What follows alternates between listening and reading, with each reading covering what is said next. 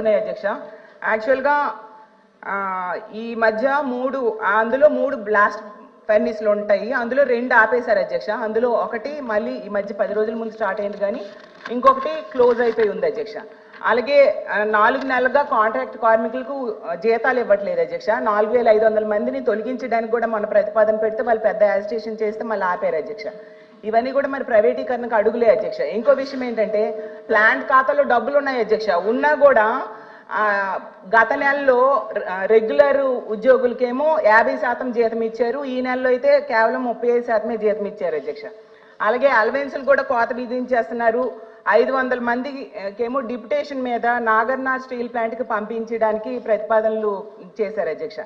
అలాగే 2500 మందికి permanent కార్మికులకేమో VRS ఇచ్చేయడానికి plan చేస్తున్నారు అధ్యక్ష.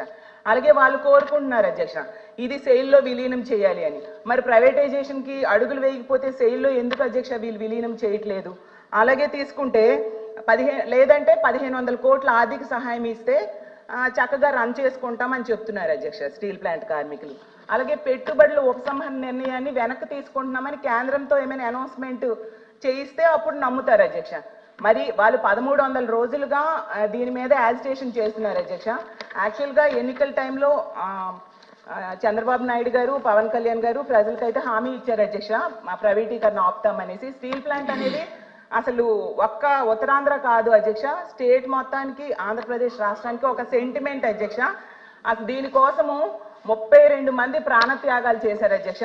నేను అడుగుతున్నాను, సరే వీళ్ళు లేదు అని చెప్తున్నారు, మరి లేదు అన్నప్పుడు ఈ 1500 కోట్ల ఆర్థిక సహాయం కోసం కేంద్రం దగ్గర ఏమైనా ప్రతిపాదన పెట్టారని అడుగుతున్నాను అధ్యక్ష.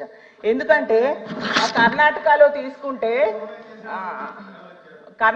తీసుకుంటే కుమారస్వామి గారు భద్రావతి స్టీల్ ప్లాంట్కి ఏమో 30,000 కోట్లు తెచ్చుకున్నారు అధ్యక్ష. 2 ఎంపీలే ఉన్నారు.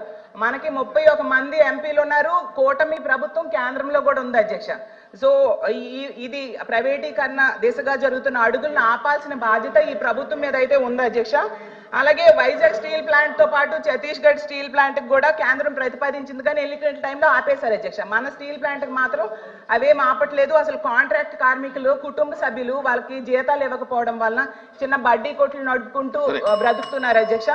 కాబట్టి అసలు మన ప్రభుత్వం, ఈ కూటమి ప్రభుత్వం, సీఎం గారు ఏమైనా లేదా డిప్యూటీ సీఎం గారైనా ప్రధానమంత్రి గారితో మాట్లాడారా ప్రైవేటీకరణ ఆపమని? లేదంటే అలాంటి ప్రతిపాదన ఏమైనా పెట్టారా లేదని అడుగుతున్నాం అధ్యక్ష. వెంకటేశ్వర గారు అధ్యక్ష, ఇక్కడ మేము చెప్పదలిచింది ఏమంటే